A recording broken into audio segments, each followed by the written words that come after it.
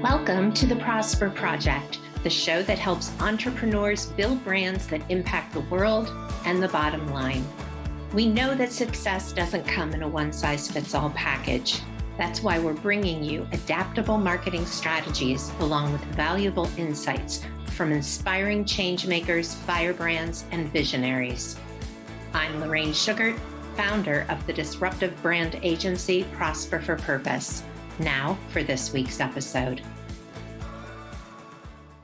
Hello, everyone, and welcome back to this week's episode. Today, my guest is Lindsey McCoy, co-founder and CEO of Plaine Products, which offers premium personal care products in aluminum bottles that can be returned, refilled, and reused. And Plaine Products is Plaine, in case you're already Googling it. Lindsey was inspired to start her company after spending 10 years working on environmental education in the Bahamas, islands full of single-use plastic.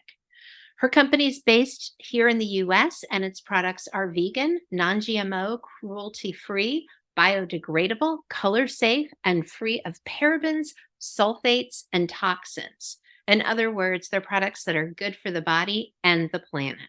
So welcome, Lindsey. How are you today? I am great. Thanks so much for having me. Oh my gosh, it's such an honor to have you. So I love your business model. Can you talk a little bit more about kind of the philosophy behind Plaine Products?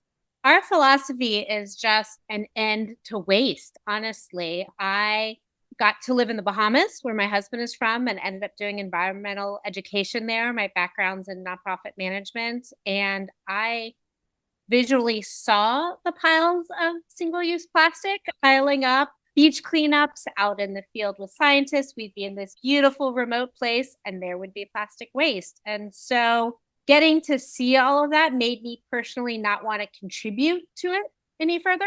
Right. And I heard, as many of us did in 2015, they started saying, oh, there could be more plastic than fish in the ocean. So I wanted to do something about it. Started carrying their reusable water bottles, their reusable bags, but all of those plastic bottles in my shower just really started to irritate me. And at the time, there weren't any options really. For whatever reason, the shampoo bars on the market didn't work for my hair, and we decided to move back to the US. And so I said, you know what, maybe I could do something about this. And when I was growing up, and I'm sure the same for you, business was not the place that you went to do good. That's right. You did something else, but that has happily changed. And so all of a sudden I said, well, maybe I could start a business and help provide solutions for myself, but maybe for others. So that is really where this all started. And this will also betray my age. I was like, why can't it be like Netflix when they had the DVDs? Like, you get something, you use it, you send it back. I love that. Yes. Well, I'm older than you are. So, I mean, I went to Blockbuster, so I don't even know what to say to that. I probably still have a Blockbuster fine out there somewhere if they they could have used that, Lindsey. Yes, that's on me that they Yes. So I love that model. I love the idea of returning your bottles, getting refills. So when you had this idea, and I just want to also comment that a lot of the times companies start from the founder seeing what they don't like in the world, right? Like what they're against and why isn't anybody doing anything about this? And having kind of that purpose that drives them. And sometimes that purpose comes from a place of something that really excites them, a passion, but other times, and probably more often, it comes from what you see as a gap in the market that you go to fill. So kind of walk us through that process. Like, how did you actually start the company and get the manufacturing down and things like that? Oh, I mean, it was such a steep learning curve, and mainly, happily, I love learning. So it was a lot of asking questions, asking for meetings, making time from people, just problem solving after problem solving after problem solving. And so happily, it took 2 years from the idea to actually opening, but we were able to find a manufacturer who had a product. And again, learning curve. At the time, I didn't know that a lot of mainstream personal care products have a lot of chemicals in them that are maybe not a great idea for us to be putting on our bodies.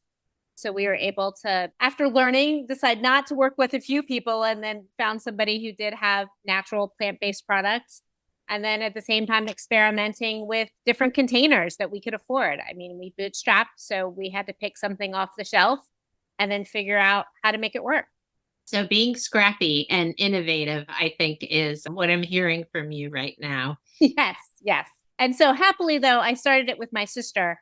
So I'm the scrappy, innovative one, and she Uh-huh. has a design background and loves products. And so I, as we said, would have launched way too soon with a terrible label and subpar products. And she forced me to keep going through all those manufacturers, bottle iterations and label iterations and website iterations until we hit on at least the right. We're still, of course, always learning and changing, but enough that we could get launched. Right. She never would have launched, and I would have launched way too early. And her name's Allie, and Yes. she's your COO now. So you are like the big idea person, and she's the one that kind of sees the details, right? Yes, exactly. And then you identified the space in the market that you wanted to fill. You wanted to reduce single-use plastics, right? Yeah. No, the interesting thing about that, and again, would love your insight on this, is yes, we didn't want to use single-use plastics, but this reuse space was so new that it was almost like we were trying to and continue to try and create a space in the market. As we were getting started, we were like, keywords, is it going to be reuse? Is it going to be refill? Is it going to be, we're still really, I think, learning and experimenting with how to explain this concept to people and what is that niche. And well, it's a great product. Yes, it's plant-based. There's no chemicals. Oh, and you can refill it. And it's kid safe. And it's, checking all of those boxes. We're still learning exactly where we fit and how to tell that story effectively. Yeah, it's people and planet friendly is Mhm. like a very high level message that I hear. And we can certainly have fun offline and kind of dig into it. But I do like the fact you're a certified B Corp, as is Prosper. And I've been having more and more certified B Corps owners on the podcast. And I really like some of the things that come up. But how do we communicate the good that we do and what we're standing for in the market while still building commercial success, right? And Mhm. so we're balancing that line. But I do think that there's a lot of things in the commercial space that people are looking for. So you hear about first, parents worried about the products they use with their children. Secondly, infertility has been an issue that I've been hearing more and more about lately, and women wanting to use fewer chemicals or no chemicals that come in contact with their body, as there might be a correlation between that and fertility. And so there's many different areas that you can touch on. What was the original message, and how have you kind of fine tuned that? I'm laughing because the original message was join the packaging revolution. It took us a few months to realize that that meant absolutely nothing to your average consumer and was just a terrible. That's okay. That's how we learn. You know what? You put it out there and you see what happens. Yeah, exactly. We learned a ton. And so then we have moved into more sort of language of reuse, refill, avoiding single use, helping lighten the footprint on the planet, and then also plant based, salon quality ingredients, family friendly, kid safe, trying to tell sort of both of those stories. Right. And I think we forget that what is special about a brand is the different facets that come into play depending on who you're speaking to. Mhm. So I think sometimes founders look for a universal message that is going to be clear, concise, and compelling. And that's what I teach in messaging, is to always be clear, concise, and compelling. But you can't pack everything into that one brief sentence. And so ultimately, it's about what is the clear, concise, compelling message for this market or this platform, Mhm. and understanding that, right? So today on this podcast, we talk a lot about building brands to impact the world and the bottom line. But if this were a podcast aimed at young moms and creating that lifestyle for parents of young children, there would be a variety of other topics that we would talk about more in depth, like what scents do you advise for children, and what kind of drive did perhaps you, as a mom, if you are a mom, I don't even know if you're a mom, bring to the design? Yes, I am a mom, actually. Both my sister and I are. Okay. So I think, to me, that's the key in brand Mhm. messaging, is where am I sharing this message and what should it be? And the great thing about websites, even though a lot of people go to launch without a website, is it's the front door of your business. So you own the real estate and you can tell the story however you want. And then from there, you can kind of extract the right messages to be sharing different places, from social media to being interviewed on podcasts and things like that.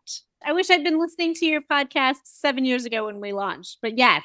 Well, thank you. I didn't, if it makes you feel better, the podcast's only been around since less than 2 years now. We're going on 2 years. So, but I do realize that there's a lot of misconceptions about branding and messaging, and especially in the online space. So let me ask you this: what do you attribute your initial success to? I mean, it is certainly, and it is what we continue to lead with, the reuse. I mean, the ability to participate in lowering your environmental footprint, not creating plastic waste, not putting more things that can't be reused out into the world. So we were sort of ahead of the influencer marketing curve a little bit, in that I just naturally, as I was learning, met a lot of people in the zero waste space, a lot of people in the green beauty space, talked about what we wanted to do, got their advice. And they were kind enough to then, when we were launching, talk about it because it was something different. I There are not a lot of people in the world that are taking back packaging and covering the cost of that. So having that solution, having that differentiation has really been what's made the difference for us. And honestly, just the goodwill of people who appreciate the mission and are excited to talk about it. Yeah, I saw on your website that you have a spread the word drop down, and you have plain promoters and nonprofit partnerships and refer a friend. And I think that's really interesting as well. Can you talk a little bit about what led to the whole spread the word idea? Did it come from that initial success and you thought, hey, we've got something here, let's build on it? Or how did that come about? I think maybe also just my background in nonprofits, I naturally look for partnerships and cooperation. It just makes sense to me. So the idea of people that were in a similar space that might be talking about it anyway, aligning and being able to have it be a win-win for both, being able to donate 10% of sales that nonprofits or affiliates generate just made sense. And Right. luckily, it's been a great strategy for us because we do have a story to tell. Yeah, absolutely. I love that. And then when you originally started, were you online only, or did you immediately start creating those retail partnerships? No, it was just the two of us to begin. I mean, we were working out of my sister's garage. So we just started direct to consumer. And I mean, I remember maybe 3 weeks in, it was the first order on the website that neither one of us somehow knew the person. Because, it was like, hey, oh, yeah, no, I know where they came from. So finally, when just a perfect stranger somehow found us, that was a huge win. That was a huge milestone for us. And then we just continued to grow from there. And then I would say maybe a year in, we actually started getting some requests for wholesale. It I wasn't love something that. we've been really thought too much about, but it's been great. There are sort of these zero waste refill shops popping up all around the country. And Yeah. now we're in about 200 of them, which is wonderful. And then now we are having Airbnbs and small boutique hotels and others come to us. So we're actually developing a third area of working with hospitality. That's great. So you have built a brand. You may have been somebody who built a brand both consciously and by word of mouth as news of the product spread. I pulled up where you were in Ohio, and that's my home state. I'm in Cleveland, and you're all over the place here. In greater Cleveland, you've got at least 4 different places, and I am going to be checking those out. Some of them I know, and a couple I don't know.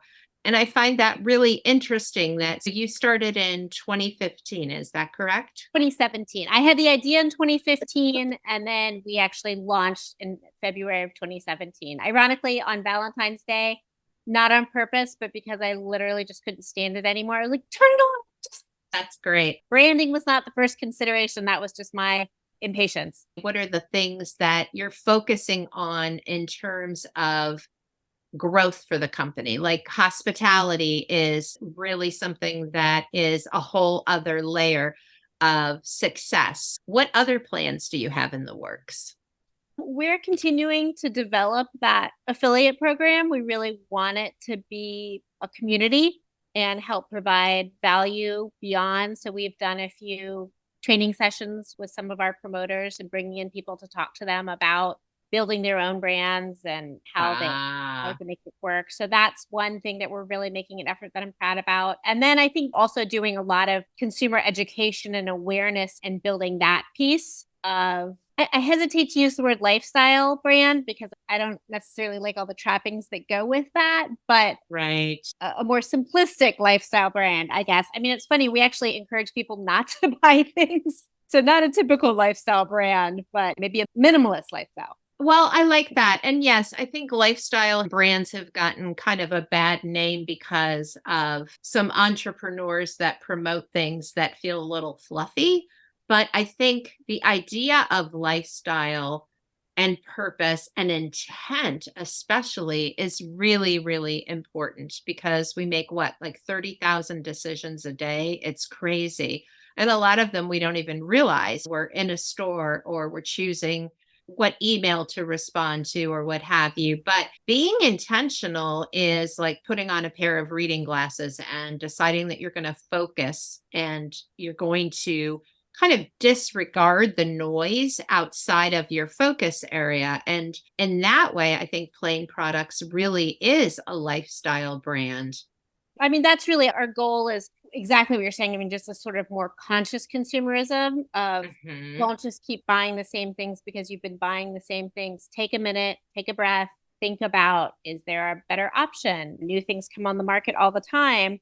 And also the other piece that we try and promote is progress, not perfection. One of my sort of beefs with the environmental world is sometimes that there's like a weird purity test of are you environmental enough or are you oh, you chose that. Oh, that's and I feel like we attack each other. And then instead, we're actually all on the same side of the street. And we should just be getting more people to try and come over to this side of the street instead of chasing them away for not being perfect enough.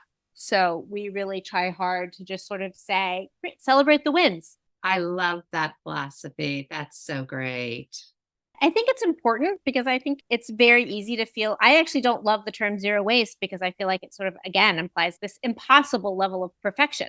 Just trying to do a little bit better, just trying to reduce, not zero, not perfect. Right. I think that there are some profound pieces to your story. And even looking at your website. And so if you go on your about page, you start with every piece of plastic that has ever been made still exists. And I know that. I don't know that the average person knows that, but I got chills when I read that statement. I think that sometimes our hope is that when we know better, we'll do better. Mhm. And I guess my question to you is when you're out in the community or you're out, you're training retailers or you're getting emails from people, which I'm sure you do, what is that kind of feedback? Or do you feel like part of your role goes beyond being a product company and really is overlaps into the education and advocacy space? Well, I mean, it's funny as a nonprofit girl, I'm certainly much more comfortable in the education space than I am in Right. the retail space.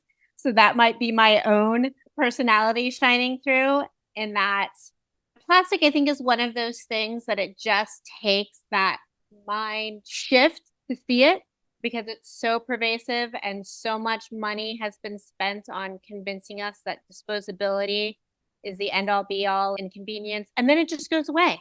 You put it out and it disappears and you don't need to worry about it anymore. And it took me living on an island with no infrastructure to be like, oh, wait, it doesn't disappear. Right. So again, not always the best capitalist, but I really do truly believe that if we can just help people see that, whether or not they buy our shampoo, I really don't care.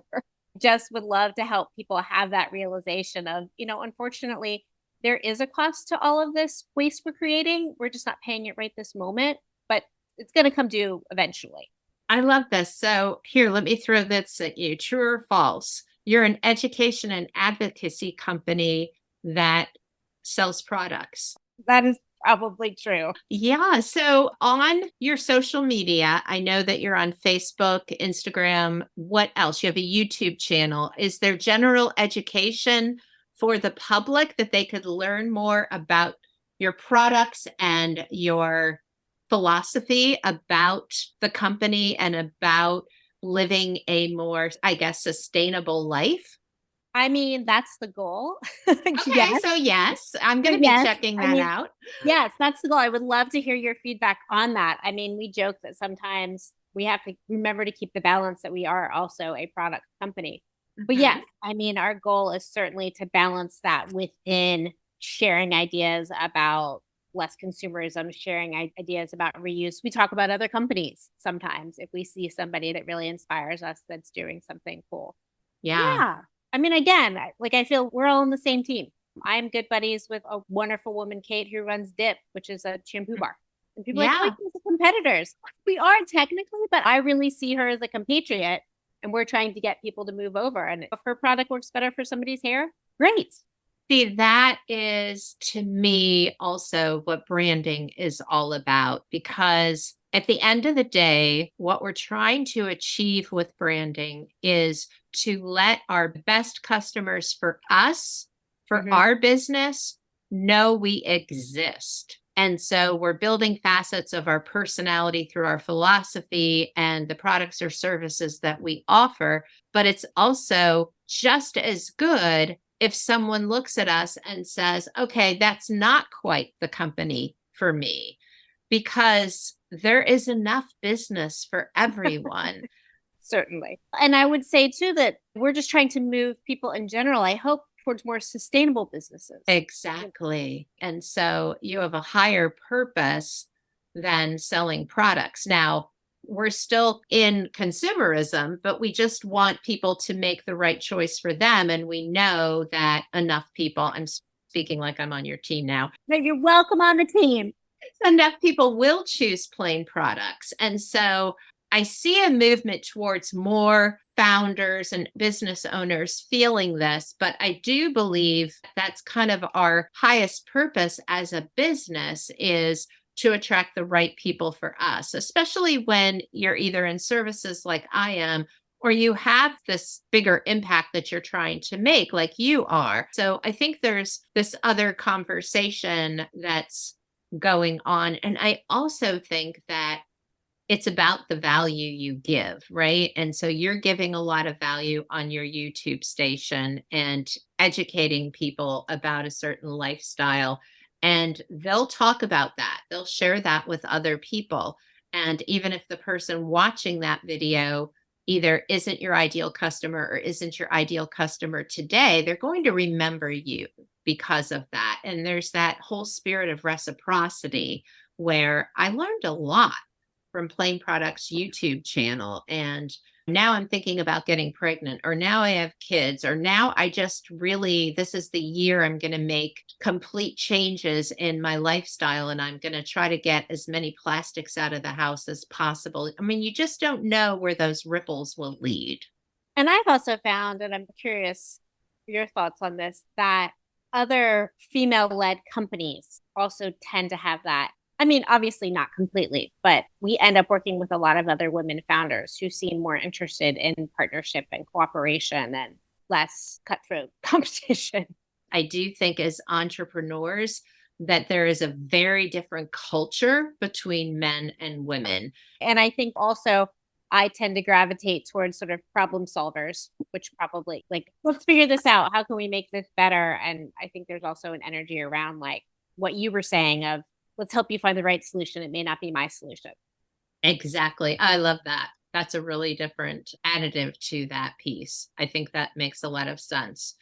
So I guess I want you to talk about for a minute the impact. So we talk about building brands, building companies, the reputation and all that. You start with your identity and what you're kind of forming your identity around. And yours was certainly looking around your shower and saying, I don't want these plastic products around me. And then being, learning a little bit more about what was actually in those plastic bottles that you also didn't want in your shower.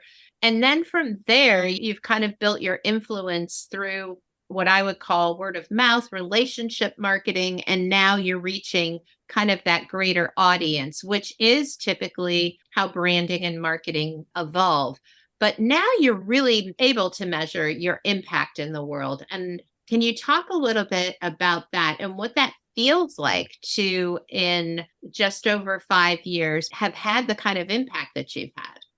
Yeah, we sort of count, I look at impact in two ways. I mean, one, we count every bottle we sell as a replacement for a plastic bottle that doesn't need to end up in a landfill. So we actually ended up putting a counter on the website to do that. And one of my original mentors, I was working for her in 1999, and she wanted to start a fund for the new millennium and sign up people who would give 1 hour of income to create this fund at a community foundation I worked at. And she put a counter up, and people said, oh, that's crazy. There's only, aren't you embarrassed? There's only 10 people, 20 people, 100 people. And she said, well, how else are people going to know about it? And it was an amazing success. She raised millions. I mean, we had hundreds of thousands of people get involved before the end of it. But it was the same thing for us. It was like, oh, well, do you really want to put that up if there's 5,000 bottles? And I was like, well, you got to start somewhere. That's right. And so now we're over 560,000 bottles that we've replaced, which obviously we're very proud of and can't wait till that gets to 1 million. But the other piece for me of impact is really proving that there is interest and that this model can work. Because when we were getting started, and even as we've been growing, there are people who are like, oh, nobody's going to do that. Nobody's interested in it. That's too much work. There's no way it could happen. It's not practical. And so my goal is to see other people adopting it, to see infrastructure built out, to network with other companies, but to have this idea of we just don't use something and throw it away change. And so that's the other impact, is trying to see more people just sort of moving in this direction as businesses. Right. And so, where are some of the places that if people want to learn how to have a more sustainable lifestyle and home, where would you send them? I see you have a blog. I know you have a YouTube channel. You have Pinterest. Where would they get started? Again, I think it is best to start small, start where you're comfortable, whatever channel you're on, whether that's Pinterest or TikTok or YouTube or Instagram or Facebook. We're on all those places. There are a lot of other people that we can connect you to that are on those places, but it can quickly feel overwhelming. So we really encourage people to pick something, pick a product, pick a room, pick one aspect and take that on and feel comfortable with it, and then move on from there. But don't try to do everything at once, because you'll just end up giving up and shutting down and walking away. Yeah, I can relate to that. I remember we were going to eliminate paper from our office, and we eventually did, but it took longer than I originally thought. And we got to the point where, I mean, it was still only like 99.5% eliminated, because we would have prospective clients that wanted printed proposals or printed presentations. And so we wouldn't say no to a client, but we always educated them that we were really striving not to use paper. Same with plastic, but plastic was a way bigger undertaking. You just start noticing plastic everywhere in your home or your office when you start. It is. There are wonderful things about plastic. And unfortunately, the way our society is set up right now, it's an incredibly cheap material. Fossil fuels are still subsidized, and plastic is a byproduct of that refining process. So it's a very cheap, flexible, durable material. So it is everywhere. And my beef is certainly not with plastic, but the way that we use it. Exactly. So speaking of how we use something and starting simply, can you walk us through the process when you order through Plaine Products? Because Yes. one of my initial questions would be, well, wait, if I use the shampoo, then I have to send back the empty bottle. And how long is it going to take me to get new shampoo? So, can you kind of educate our audience on what that process looks like? Yes, trust me, thought a lot about that as we were getting started. And so here's the solution that we came up with. Come to the website, pick a product. We actually offer 16 different products now. So there's styling gel, there's lotion, there's facial products, whatever it is you're looking for in the personal care realm. It comes with a pump.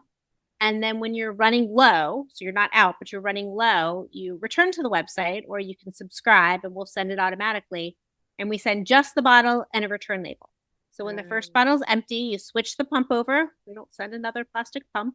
And then you use that return label, put the empty bottle in that box the refill came in, stick the return label on the outside, and the postal service brings it back to us. And then we wash and sanitize and get them refilled. So you don't actually refill your same bottle. We take care of that unless you choose to go to one of the 4 locations near you and use one of those refill stores. And then you can go refill your actual bottle. That's great. So the refill stores, the stores that carry your products also offer the refills. Yes. Okay, that's good to know. So you have 14 products, and I know from the website, but tell people a little bit about your favorite product and then some of the ranges of some of the other products. So we wanted products that, people used every day. So we started with a shampoo, a conditioner, and a body wash, and a rosemary mint vanilla scent. So it's essential oils. We don't use the secret word of fragrance that hides a myriad of sins that a lot of companies use. And then we have expanded into lotion, hand wash, a facial line, and some styling products. And our second scent, which my sister prefers, is a citrus lavender. So she designed that. And then we now also carry unscented because we are getting a lot of requests from people who either due to allergies or office restrictions or concerns just want it as simple as possible. That's great. I like that you offer the unscented as well. I don't know. I'd be torn between the 2 scents. I think I need to get both. So I'm going to do that after we get off our podcast today. So I guess my next question for you, maybe our kind of like wrap up question, is where do you see your company in like 10 years? What's your long-term vision? Honestly, my long-term vision, I would love to see washing stations replace Amazon warehouses and be one of the many companies that is using them. Just having people not have to send their bottles back to us, but something more local and they're getting refilled and reused is where I hope. And I think, unfortunately, the economy is going to have to go because, again, it's not just the disposal, but we're really wasting resources. I mean, every time we make something and then just throw it away, that's a resource that we're not able to recapture or reuse. Right. So at some point, we're going to start to run out of things, and hopefully we'll figure that out before we get to that point. But it would be great to see. I mean, again, a right to repair bill. So crazy that we just have to keep getting rid of all these electronics. People should be able to fix them and reuse them. I had a suitcase that the zipper broke and I could not find somebody to repair it. They're like, oh, just buy a new one. It's cheaper. And I was like, no, I don't want to buy a new one. I know. Just want this one fixed. And so I'm getting off topic, but no, it's okay. I think just this vision of us caring a little bit more about the things that we have, trying to use them for longer and having us be a part of that movement is the large dream. Obviously, love to keep growing our direct to consumer. I'd love to see more refill shops pop up. I'd love to see some larger chains and they're dabbling a little bit with reuse and take back, but they have to figure out their own models of space and stockists and everything. But it's going to take everybody a little bit of adjustment, but I certainly think that we can do it. Lindsey McCoy from Plaine Products, and that's Plaine. Thank you so much for sharing about your company, about your philosophy, and about your brand today. It has been a total joy, and I learned a lot. So thank you. So did I. Thank you so much.